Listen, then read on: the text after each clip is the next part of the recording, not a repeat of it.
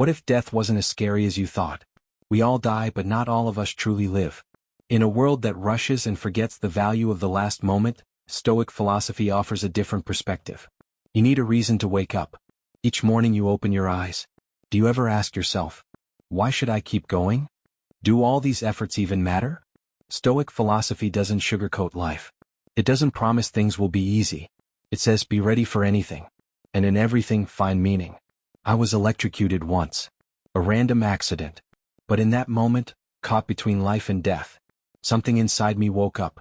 I realized, waking up is not guaranteed. Every breath, every sunrise, is a gift. The Stoics taught this. Live as if today were your last. Not to be afraid, but to live more deeply. Since that accident, I stopped searching for grand reasons. Now I just need one thing. To live fully, even for a single moment. You don't need a tragedy to wake you up. You just need to ask, if today was your last chance, what would you do?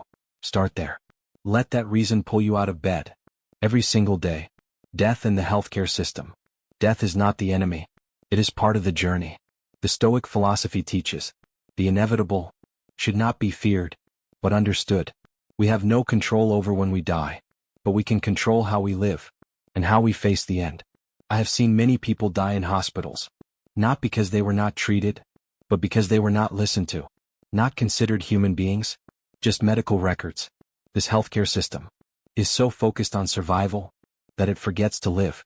A Stoic would ask, are we living up to our values? Are we being kind even when life is about to end? I believe that death is not the end.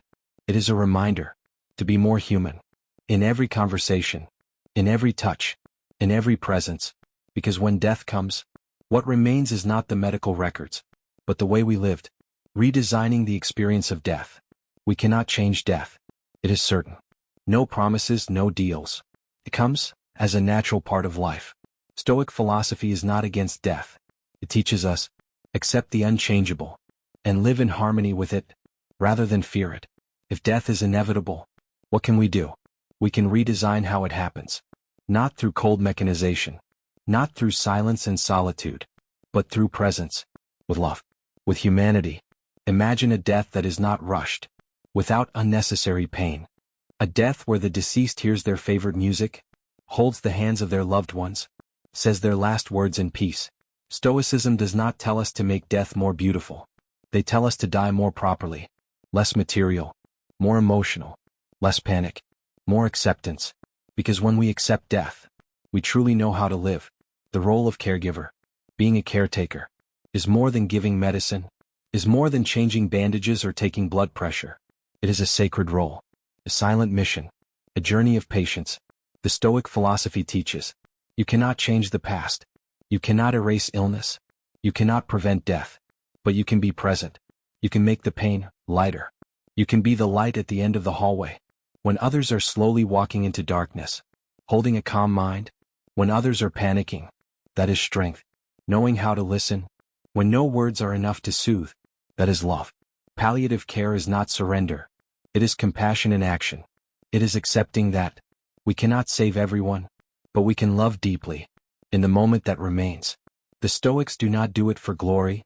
They do it because it is their duty as human beings. Frank's story. Frank knew he was dying. The doctors didn't hide it. His family knew it too. There were no more miracles. But Frank wasn't afraid. He smiled. He asked the nurse, has anyone brought coffee yet? Frank didn't try to escape. He didn't beg for more time. He lived as if each day were a gift. The Stoics call this courage. Not indifference, but acceptance of the inevitable, and making the most of every moment. Frank told his story. He asked to go out into the garden every afternoon. He said thank you more, and more silence. He didn't talk about death. He talked about life, about friendship, about music, about the little things he'd neglected before. Frank didn't leave a long will, just one line. What? Don't wait. And then he left, not in fear, but in peace, changing perspective. The accident came one day I didn't expect. No warning. No warning. Just a moment, and everything changed. Before, I lived in a hurry, chasing success, ignoring emotions, neglecting myself. After the accident, I opened my eyes and saw life from a different perspective. Stoic philosophy teaches, We can't control our circumstances, but we can always choose how we look at them. Perspective creates reality. With the same challenge, some people fall, some grow. I started to be grateful for the little things. A glass of water, a hug, a day without pain. I stopped asking, why did this happen to me? I asked, what can I learn from this? That's what Stoics do. They don't run away from reality. They walk in, with a steady mind, and a new perspective. Because when you change your perspective, your life changes. Aesthetic and sensory experience. The Stoics do not encourage us to let our feelings rule. They teach us that we are not slaves to our emotions or senses. However, that does not mean we should deny ourselves the opportunity to feel. Feelings are an integral part of life. The beauty of every little detail. A blooming flower, a cool breeze, the setting sun. All bring moments of deep connection with ourselves and the world. I remember the first time I touched snow. It was cold, but gentle. A reminder of existence, of beauty and simplicity. I was in no hurry. I just felt. The Stoics taught us not to let our feelings rule, but also not to ignore them. Calmness does not mean not feeling. It is the freedom to accept feelings, without letting them control us. Because in moments like these, we truly live. Hospitals and hospice care. The hospital is not a place to live forever. It is a place to cure illness, a place to heal acute wounds. Stoicism teaches that life and death are not things we can completely control, and the hospital is not a place to face death. When time is running out, we need another space, a place where death is not feared, but welcomed and cared for in peace. That is why hospice care is important. It is not about prolonging life, but about living each last moment to the fullest. Stoicism reminds us of acceptance. We cannot resist the truth of life, and death is part of the journey. Hospice care provides humanity, a space for people to die without feeling alone, a place to face death with calm and acceptance. Life is not about clinging to life. It is about living fully even in death. Life and death through sense contact. Life is not about distant moments, but about the small details that we can feel right now. Stoicism teaches us, live in the present, because that is the only thing we have. The smell of baking bread, the warmth of a hug from a loved one, the gentle laughter that echoes in the space. Moments that seem simple, but are the heartbeat of life. When we stop, not in a hurry, we realize that death is not the end, but part of the natural cycle. We do not live forever, but we can live fully in each moment. Stoicism does not teach us to avoid death, but teaches us to enjoy the remaining senses. By feeling the world around us, we not only connect with our bodies, but also find peace in our minds. And in those moments, we live without regrets. Designing for dignity. Dignity is not something we can easily lose. It is the core of who we are, the respect we have for ourselves, even in our weakest moments. Stoicism teaches us, in life or in death, dignity must always be preserved. Death is not a reason to lose dignity. Even when faced with death, we can still maintain respect for ourselves. Stoicism does not advise us to fight death, but to live fully even when we have to let go. End-of-life care, where people are treated with compassion and respect, is an essential part of Stoic life. A humane death is not a painless death, but one in which people retain respect and dignity. Because dignity is not something we lose when we are near death. Dignity is how we live, and how we die. Blessings and creativity in death.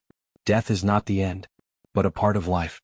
Stoicism teaches us that life is not about avoiding death, but about finding value in every moment, whether in life or in death. Death can be scary if we see it as something to be avoided, but if we know how to look at it, it can become a part of creativity, an opportunity to live more fully, to connect with the simple and beautiful. In the face of death, we can find blessing in personal growth. Know that every moment is precious, and that death does not diminish the value of life. In fact, it reminds us to live more intensely, more creatively and more lovingly. We may not be able to change the outcome, but we can change how we live it. Stoicism teaches that, when viewed properly, death becomes part of the creation of life. Embracing the process of dying. Death is not something we can avoid. It comes naturally as a part of life. The Stoics teach us that we cannot change death, but we can change how we face it. Death is not the end, but part of the process of living. Embracing death is not giving up, but learning to cherish every moment that remains. When facing death, we must not fear it, but find serenity and acceptance. That is what Stoic philosophy encourages us to do. Not run away, but live fully with what we have. Death does not diminish the value of life. It only reminds us of the preciousness of each moment. When we live with that awareness, we will find freedom and acceptance, and learn to love ourselves and those around us. Death is not something to be avoided, but something to be lived with. If you feel these shares touch your heart, please leave a comment below and subscribe to the channel to explore more profound lessons from Stoic philosophy with me, helping you live a strong, mindful and meaningful life every day.